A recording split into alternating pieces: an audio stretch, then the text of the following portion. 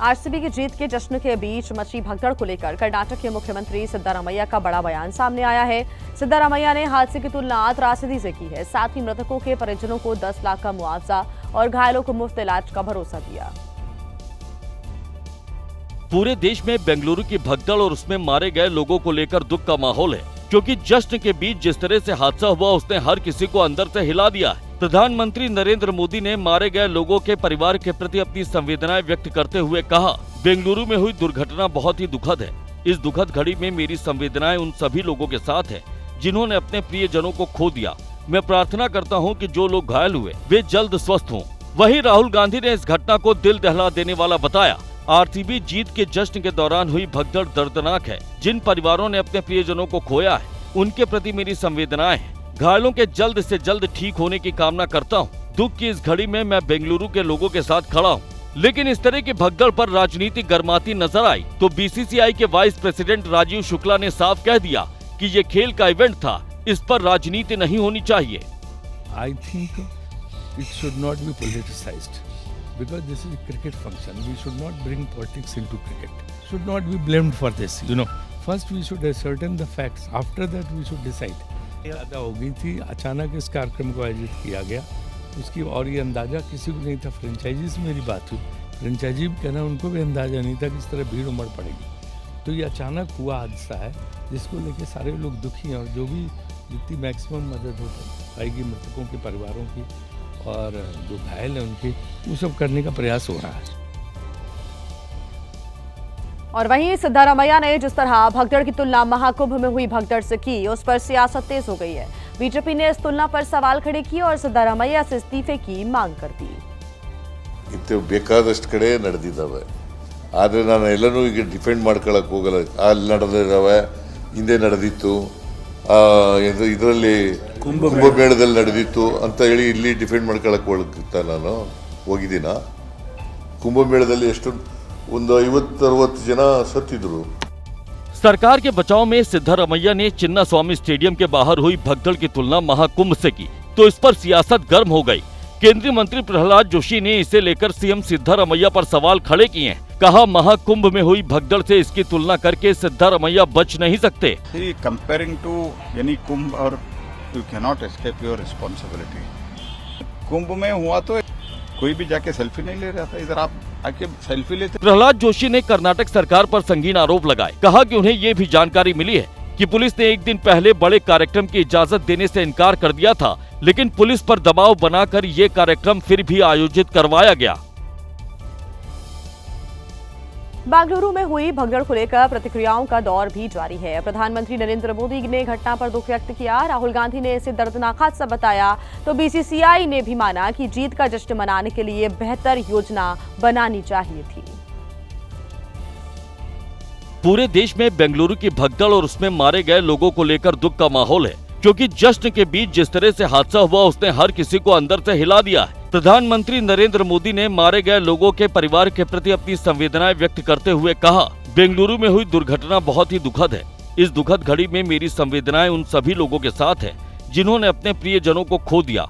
मैं प्रार्थना करता हूं कि जो लोग घायल हुए वे जल्द स्वस्थ हों। वहीं राहुल गांधी ने इस घटना को दिल दहला देने वाला बताया।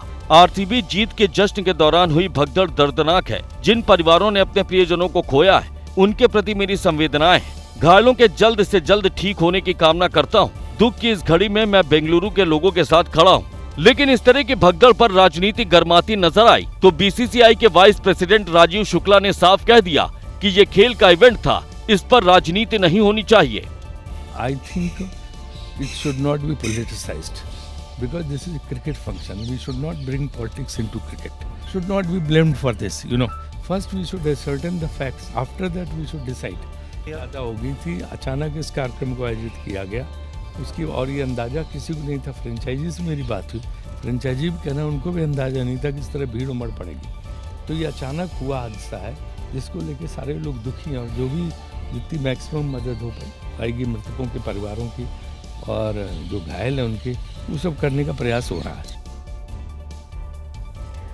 बेंगलुरु में चिन्ना स्वामी स्टेडियम के बाहर मची भगदड़ पर सियासत गर्म हो रही है। Deputy CM DK Shivakumar ने माफी मांगी तो बीजेपी के साथ साथ तमाम सियासी दल इसको लेकर सिद्धारमैया सरकार को घेरने में जुट गए हैं।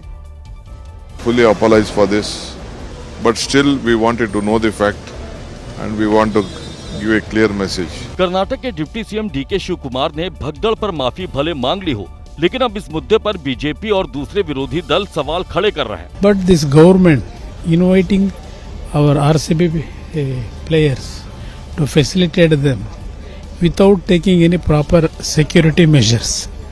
This is the failure of the government. Chinnaswamy stadium के बाहर हुई भगदड़ पर केंद्रीय मंत्री शोभा करंदलाजे ने भी नाराजगी जताई है और इसे लेकर सिद्धारमैया सरकार के इस्तीफे की मांग की है। उधर कितना लोग जाना चाहिए था, कितना को छोड़ना चाहिए था, पुलिस नहीं देके, सरकार नहीं देखा, ज्यादा लोगों को छोड़ा, इसी से स्टैम्पेड हुआ। हम खंडन करते हैं, सरकार टोटली फेल है, सरकार इस्तीफा देना चाहिए। एक छोटा सा प्रोग्राम को कंट्रोल नहीं कर पाते हैं, ये सरकार नहीं रहना चाहिए। चिन्नास्वामी स्टेडियम के बाहर हुई भगदड़ ने पूरे देश को झकझोर कर रख दिया है। बीसीसीआई से जुड़े तमाम अधिकारी भी इसको लेकर सदमे में हैं, जिनका मानना है कि विक्ट्री परेड के दौरान जरूरी एहतियात बरते जाने चाहिए थे। चिन्नास्वामी स्टेडियम में मची भगदड़ ने सभी को सोचने पर मजबूर कर दिया है कि कैसे खुशी के जश्न के दौरान बरती गई लापरवाही लोगों की जिंदगी पर भारी पड़ सकती है। ऐसे में आईपीएल चेयरमैन अरुण धूमल का भी कहना है कि ऐसे आयोजन से पहले अच्छी तैयारी जरूरी है, ताकि ऐसे दुखद हादसे से बचा जा सके। तो जहां भी मुख्यमंत्री जाते हैं, मैं मानता हूं कि वहां तो प्रोटोकॉल ऐसे तय किए जाते हैं कि कितनी भीड़ आएगी, कैसे उनको देखा जाएगा और नियंत्रित किया जाएगा। अब क्या कारण रहे होंगे उसमें मैं नहीं जाना चाहूंगा। जब वो इस बात की जांच करेंगे तो उनको खुद ब खुद पता चलेगा कि किसकी जिम्मेवारी बनती है और कहां कमी रहे। बीसीसीआई के सचिव देवजीत सैकिया ने भी घटना पर दुख जताया और चिन्नास्वामी स्टेडियम में कार्यक्रम के लिए पुख्ता इंतजाम नहीं करने पर सवाल उठाए। आयोजकों को इसकी बेहतर योजना बनानी चाहिए थी। इस स्तर के जीत के जश्न के आयोजन के लिए पर्याप्त एहतियात बरते जाने चाहिए थे और सुरक्षा उपायों को ध्यान में रखना चाहिए था। कहीं न कहीं तो कोई चूक हुई है। बीसीसीआई के उपाध्यक्ष राजीव शुक्ला ने भी बयान दिया।